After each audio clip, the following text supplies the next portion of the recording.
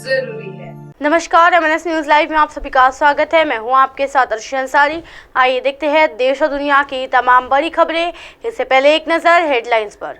Mahadev app पर केंद्र सरकार ने लगाया बैन। सीएम भूपेश बघेल बोले, हैरानी की बात है कि जयशंकर ने भारत दौरे पर आए भूटान नरेश से की मुलाकात। इन अहम मुद्दों पर हुई चर्चा। जयशंकर ने ईरानी विदेश मंत्री से मुलाकात। पश्चिम एशिया में संजीदा हालात पर हुई चर्चा। ये देखते हैं खबरें विस्तार से।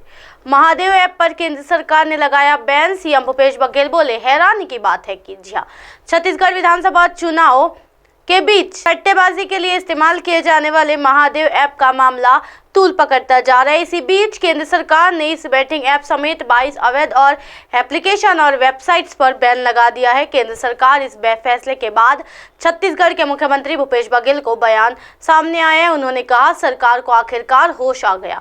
सीएम भूपेश बघेल ने सोशल मीडिया प्लेटफॉर्म एक्स पर पोस्ट कर लिखा, आखिरकार केंद्र सरकार को होश आया और उसने महादेव ऐप पर बैन लगाने का फैसला किया।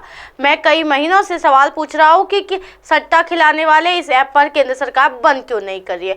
मैंने ये तो तक कहा था कि शायद 28% जीएसटी के लालच में प्रतिबंध नहीं लग रहा है या फिर भाजपा का ऐप संचालकों से लेन देन हो गया है। सीएम बघेल ने की ऐप संचालकों की जल्द गिरफ्तारी की मांग। वहीं भूपेश बघेल ने आगे लिखा, आश्चर्य है कि ईडी महीनों से इस मामले की जांच कर रही है और फिर भी ऐप का संचालन लगातार होता जा रहा है। अब केंद्र सरकार को होश आ रहा है कि तो अच्छा है कि इस ऐप के संचालकों को भी दुबई से यथाशीघ्र गिरफ्तार कर भारत लाया जाए। छत्तीसगढ़ पुलिस ने ही सबसे पहले उनके खिलाफ लुक आउट नोटिस जारी किया था। उन्हें छत्तीसगढ़ पुलिस भी रिमांड में लेकर पूछताछ करना चाहेगी, क्योंकि यहाँ तो सबसे पहले उनके खिलाफ मामले दर्ज हुए हैं। क्या है महादेव बैटिंग ऐप? जी हाँ, जानकारी के लिए बता दें कि महादेव बैटिंग ऐप ऑनलाइन सट्टेबाज के लिए बनाई गई एक एप्लीकेशन है, जिस पर यूजर्स कोड गेम्स पाकर आदि गेम खेलते हैं। इसी एक के मदद से लोग क्रिकेट, बैडमिंटन, टेनिस, फुटबॉल आदि खेलों के अलावा चुनाव में भी सट्टेबाजी करते थे, जो कि पूरी तरह से अवैध है। सट्टेबाजी का जाल जब तेजी से फैलने लगा तो इसमें जांच शुरू हुई। जांच में पाया गया कि सबसे ज्यादा वाले छत्तीसगढ़ में खुले हैं। इसके बाद ईडी ने इसमें छत्तीसगढ़ के मुख्यमंत्री भूपेश बघेल की भूमिका होने का भी दावा किया। बढ़ते अगली खबर की ओर।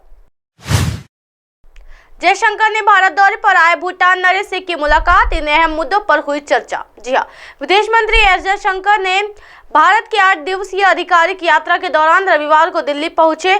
भूटान नरेश जिग्मे खेसर नामग्याल वांगचुक से मुलाकात की। जयशंकर ने वांगचुक से मुलाकात के बाद एक्स पर पोस्ट किया। नई दिल्ली पहुंचने के तुरंत बाद भूटान के महामहिम राजा ने मुलाकात करने का सौभाग्य मिला। असम की उनकी पहली यात्रा के अनुभव के बारे में सुनकर खुशी हुई। भारत महामहिम के मार्गदर्शन में भूटान के स्थायी परिवर्तन के दृष्टिकोण का समर्थन करता है। इससे पहले वांगचुक के आज दिल्ली आगमन पर जयशंकर ने हवाई अड्डे पर उनका स्वागत किया। भूटान नरेश ने 3 नवंबर को असम आगमन के साथ भारत की अपनी 8 दिवसीय आधिकारिक यात्रा शुरू की। ये रविवार को राष्ट्रीय राजधानी पहुंचे, जहां उनकी प्रधानमंत्री नरेंद्र मोदी से मिलने की उम्मीद है। भूटान नरेश 10 नवंबर तक भारत में रहेंगे।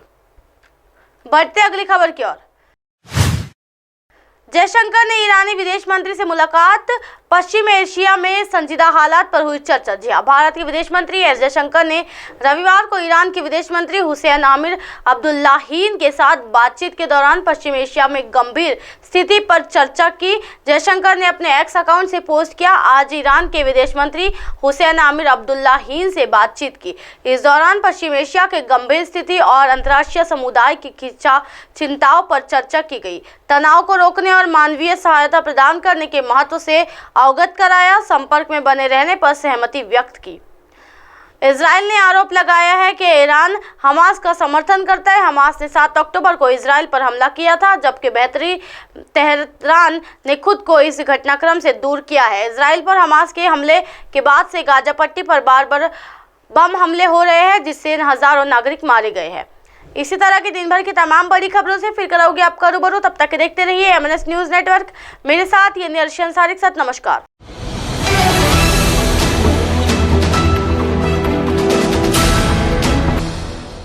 ये है एमएनएस न्यूज नेटवर्क और आप देख रहे हैं एमएनएस न्यूज।